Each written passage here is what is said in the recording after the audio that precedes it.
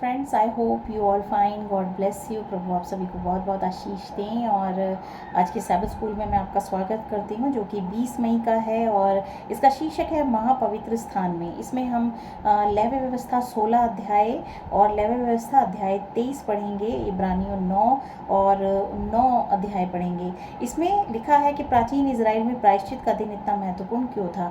तो प्रायश्चित का दिन जो है ये बहुत महत्वपूर्ण था इजराइल के समय में, और आज भी जो है ये प्रायश्चित का जो दिन है वो बहुत ही महत्वपूर्ण है और इसे हमें जानने की ज़रूरत है। तो प्रायश्चित का दिन जिसे बोला जाता है द डे ऑफ अटॉर्नमेंट बाइबल में, और इसके बारे में हम आज जानेंगे। तो याजक हर साल के हर दिन सेवा करते थे, लेकिन ये शुरू में हर साल के हर एक दिन याजक जो थे वो सेवा करते थे परमेश्वर के पवित्र स्थान में।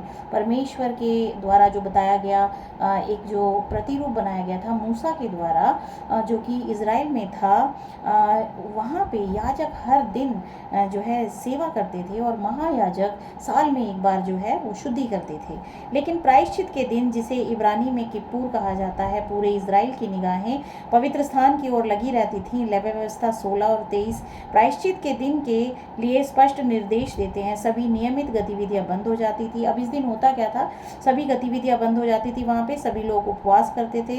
जब महायाजक परम पवित्र स्थान में उनके लिए परमेश्वर की उपस्थिति में प्रवेश करता था, तो लोग अपने हृदय की जांच करते थे। वे विनम्रता और हार्दिक स्वीकारोक्ति में ईश्वर की खोज करते थे। इस दिन जो है हर एक मनुष्य को जो है ये करने के लिए कहा जाता था। इजराइल में जो कोई भी प्रायश्चित के दिन दुखित नहीं होता था उसे नाश कर दिया जाता था।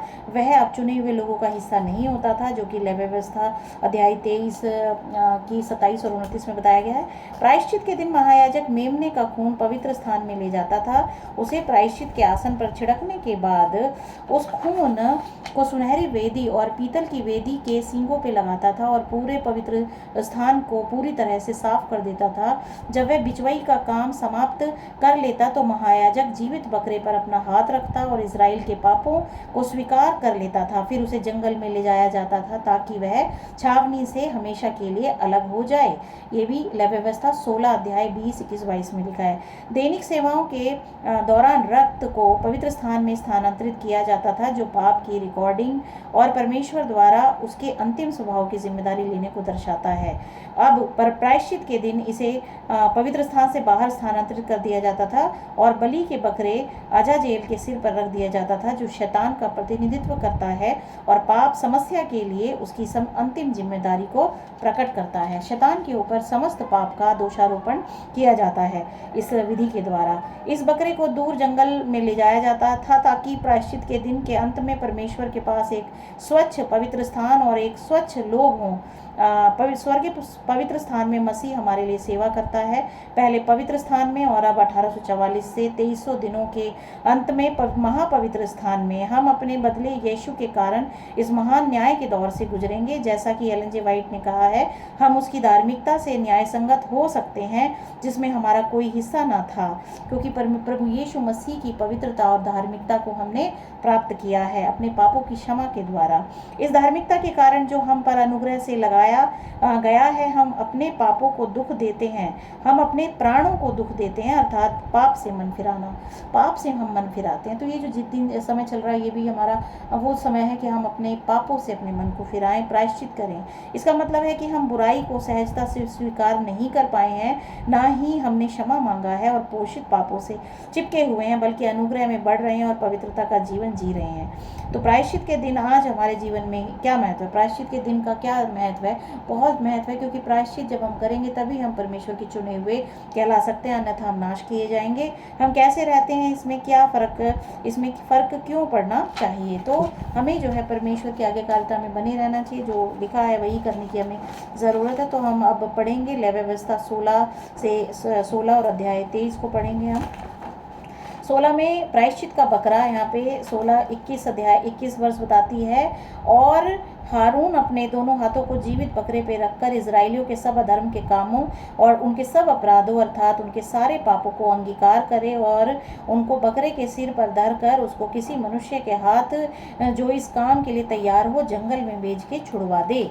और प्रायश्चित का दिन मानना, इस तरीके से दोषारोपण होगा उस जीवित बकरे पर और फिर प्रायश्चित का दिन मनाना मानना तुम लोगों के लिए यह सदा की विधि होगी कि 7वें महीने के 10वें दिन को तुम अपने अपने जीव को दुख देना और उस दिन कोई चाहे वह तुम्हारा निज देश का हो चाहे तुम्हारे बीच रहने वाला कोई परदेसी हो कोई भी किसी प्रकार का कामकाज ना करे, क्योंकि उस दिन तुम्हें शुद्ध करने के लिए तुम्हारे निमित्त प्रायश्चित किया जाएगा और तुम अपने सब पापों से यहोवा के सम्मुख पवित्र ठहरोगे।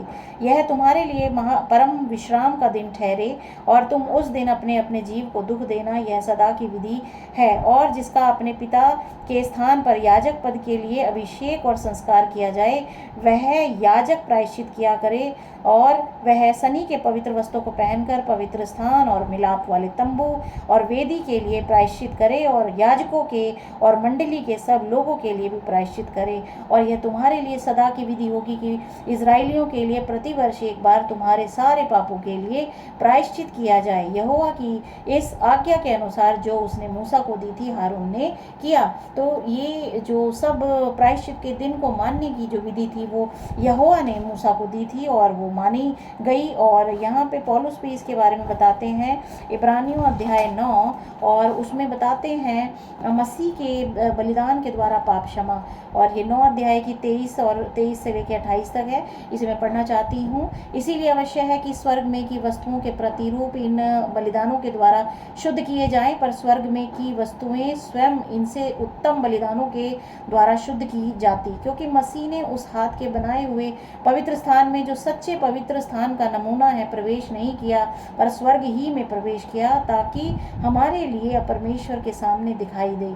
यह नहीं कि वह अपने आप को बार बार चढ़ाए, जैसा कि महायाजक प्रतिवर्ष दूसरे का लहू लिए पवित्र स्थान में प्रवेश किया करता है, नहीं तो जगत की उत्पत्ति से लेकर उसको बार बार दुख उठाना पड़ता। पर अब युग के अंत में एक ही बार प्रकट हुआ ताकि अपने ही बलिदान के द्वारा पाप को दूर कर दे। और जैसे मनुष्यों के लिए एक बार मरना और उसके बाद न्याय का होना नियुक्त है, वैसे ही मसीह भी बहुतों के पापों को उठा लेने के लिए एक बार बलिदान हुआ और जो लोग उसकी बाट जोते हैं उनके उद्धार के लिए दूसरी बार बिना पाप उठाए हुए दिखाई देगा। तो ये सत्य वचन जो बताया गया है ये सत्य है और प्रभु यीशु मसीह के द्वारा जो है एक ही बार बलिदान देकर समस्त मानव जाति के पापों के लिए जो है वो लहू बहाया जा चुका है। और अब हमारा कर्तव्य है कि हम इस पर विश्वास करें और प्रायश्चित करें अपने पापों के लिए और प्रभु की तरफ हम अपने आप को फेरें और तो प्रभु हमें जो है हमारे पापों को क्षमा कर सकते हैं। तो प्रभु का मैं धन्यवाद करती हूँ उसकी क्षमा के लिए, उसकी करुणा के लिए। प्रभु आप सभी को बहुत आशीष दें। आमीन।